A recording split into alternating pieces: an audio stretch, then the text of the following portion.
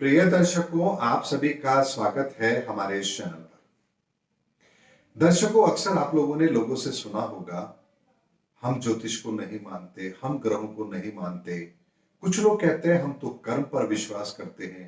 कुछ लोग कहते हैं कि हम परमात्मा की भक्ति करते हैं, वहीं से हमको सब कुछ मिल जाता है। और कुछ लोग कहते हैं खाओ पियो ऐश करो। बहुत सारी मान्यताएं हैं लोगों की अलग अलग तरह से। लेकिन हमारी मान्यताएं चाहे जितनी भी भिन्न क्यों ना हो, लेकिन सच्चाई कभी भी नहीं बदलती है।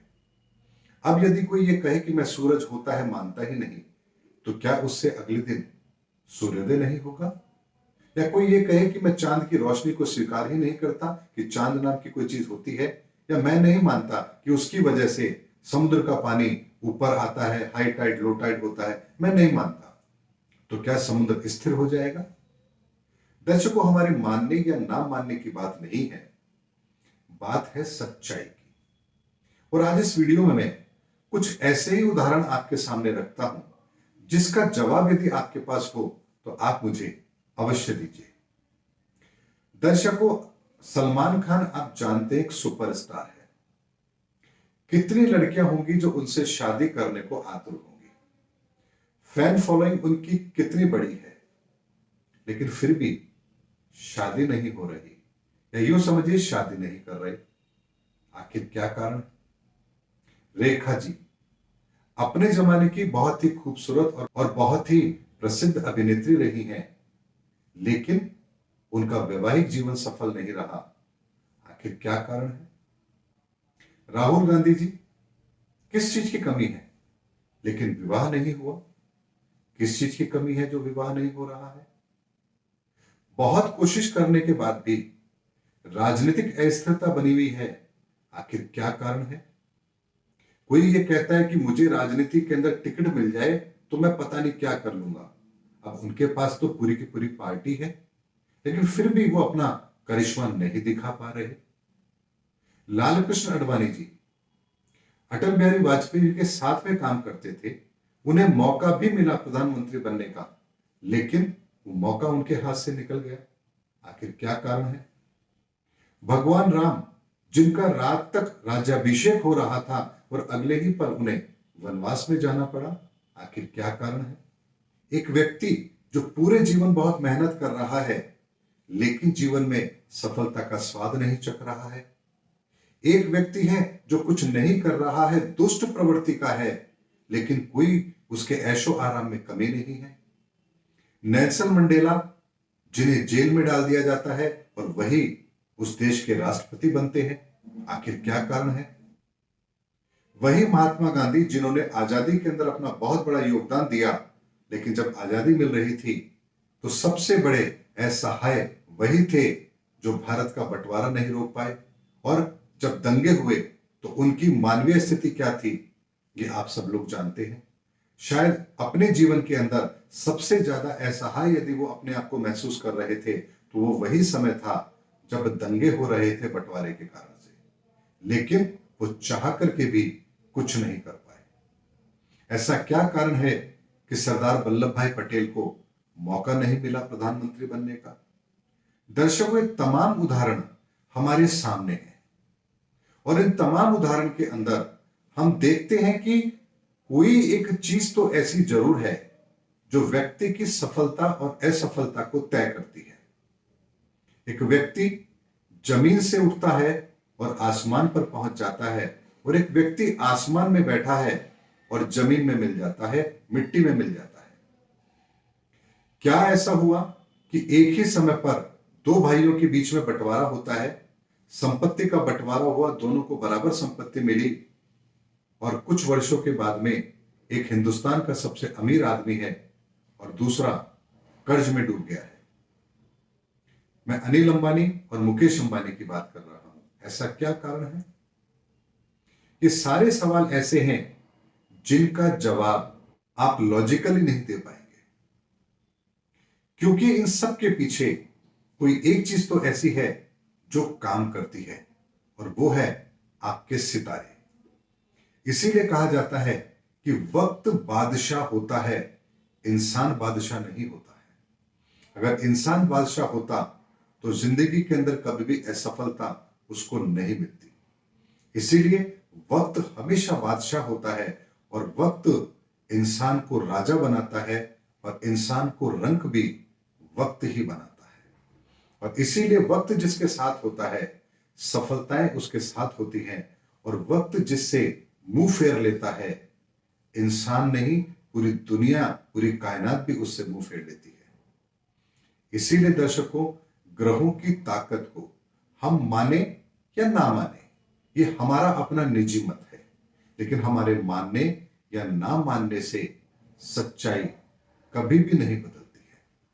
लेकिन विडंबना इस बात की है कि हम एक छोटे से बीज के पूरे स्वरूप के बारे में जानते हैं कि ये बीज किसका है, कब उगाया जाएगा, कब पेड़ बनेगा, कब फल लगेंगे, कैसे फल आएंगे, इसके फलों का स्वाद कैसा होगा, ये हम सबको पता है। लेकिन एक इंसान के संदर्भ में यदि बात की जाए तो वहां हम अनभिज्ञ हैं। हमें नहीं पता कि ये इंसान कैसा है, बड़ा होकर क्या करेगा, इसका व्यक्तित्व कैसा होगा, जीवन में इसके कब परेशानी आएगी, कब ये जीवन के अंदर तरक्की हासिल करेगा। ऐसा कोई डाटा, ऐसा कोई तरीका इंसान के पास नहीं है। लेकिन जब इस प्रकृति की हर चीज का एक सिद्धांत है, एक तरीका है, तो क्या इंसान का नहीं होगा? चाहे अमीर हो चाहे गरीब हो, चाहे अमेरिका में पैदा हुआ हो चाहे भारत में पैदा हुआ हो, चाहे किसी भी धर्म में पैदा हुआ हो, किसी भी जाति संप्रदाय का हो, हर इंसान की उत्पत्ति तो एक ही तरह से होती है। मां के गर्भ में भी वो ऐसे ही बड़ा होता है। यानी इंसान है तो उसकी उत्पत्ति का तरीका भी वही रहेगा। अब ऐसे में जब वो निर्धारित है, हमारे शरीर की संरचना वो निर्धारित है, हमारी सोच, हमारा व्यक्तित्व, हमारे अंग, हमारा शरीर, हमारे शरीर की बनावट, हर चीज प्रकृति ने निर्धारित की है और हम उसके अनुसार ही दिखते हैं, चलते हैं, बोलते हैं, समझते हैं। हमारी पाचन शक्ति, हमारे शरीर के अंदर काम करने वाला दिल, धड़कन, हमारा व्यक्तित्व, ये सब कुछ भी तो कहीं से नियंत्रण होता होगा। अगर प्रकृति ने हर चीज को नियंत्रण में लिया है तो क्या इंसान को नहीं लिया होगा? लेकिन हम इंसान उस सच्चाई को स्वीकार नहीं करते हैं, क्योंकि इस प्रकृति ने हमें एक एक्स्ट्रा पावर दी है और वो है विवेक, ज्ञान की पावर। क्योंकि इस संसार में विवेक और ज्ञान की पावर ही इंसान के पास है, बाकी किसी भी योनि में, किसी भी चीज के अंदर ये शक्ति है ही नहीं। और इसी का उपयोग करके हम अपने आप को इतने आधुनिक बना पाते हैं। बुद्धि हम में भी है, जानवर में भी है। बया भी हमसे बहुत अच्छा घोंसला बनाती है, हम भी नहीं बना सकते। तिनका तिनका इकट्ठा करके बहुत शानदार घोंसला बनाती है बया। बया पक्षी जो आप जानते होंगे। शेर के बच्चे को शिकार करना कुदरत सिखा देती है, उसकी मां सिखा देती है। लेकिन हम इंसान ये भूल जाते हैं कि हमारी भी बागडोर किसी के हाथ में तो है। लेकिन हम अपने विवेक, अपने ज्ञान के अंदर इतने खो जाते हैं कि हम उस प्रकृति, उस परमात्मा के अस्तित्व को ही चैलेंज कर बैठते हैं। और यही कारण है कि जब जब हम इस सच्चाई को स्वीकार नहीं करते हैं, तब तब हम एक ऐसे रास्ते पर निकल जाते हैं जहां से कुछ समय के बाद हमें लौटकर आना ही पड़ता है। और वर्तमान का समय भी उसी तरह का है, जहां इंसान भौतिकवादी विकास के अंदर इतना आगे निकल गया है कि अब एक टक्कर लगी है उसको, उसका मार्ग अवरुद्ध हुआ है और अब वो दोबारा पुनः उसी रास्ते पर लौटने पर मजबूर हो रहा है जहां से ये प्रकृति, ये इंसानियत, ये मानवता उसे वही रास्ते पर लेकर जाएगी जहां चलना उसकी प्राथमिकता होनी चाहिए थी। इसीलिए दर्शकों, यदि आप भी ग्रहों पर विश्वास नहीं करते हैं तो आपके विश्वास करने या ना करने से कोई फर्क नहीं पड़ता। ग्रहों का प्रभाव तो आप पर होगा ही होगा।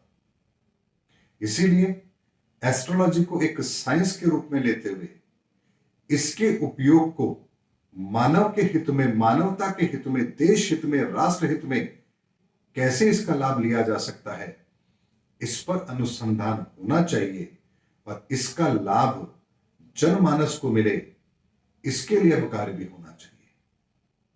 उम्मीद करता हूं दर्शकों, इस वीडियो के अंदर मैंने आपको एक ब्रॉड विजन देने की कोशिश की है ग्रहों को लेकर के, इस ज्योतिष विद्या को लेकर के, और मुझे उम्मीद है कि आपको मेरा वीडियो जरूर पसंद आया होगा। अगले वीडियो के अंदर आपसे फिर भेंट होगी, तब तक हमारे चैनल पर बने रहिए। जय हिंद, जय भारत।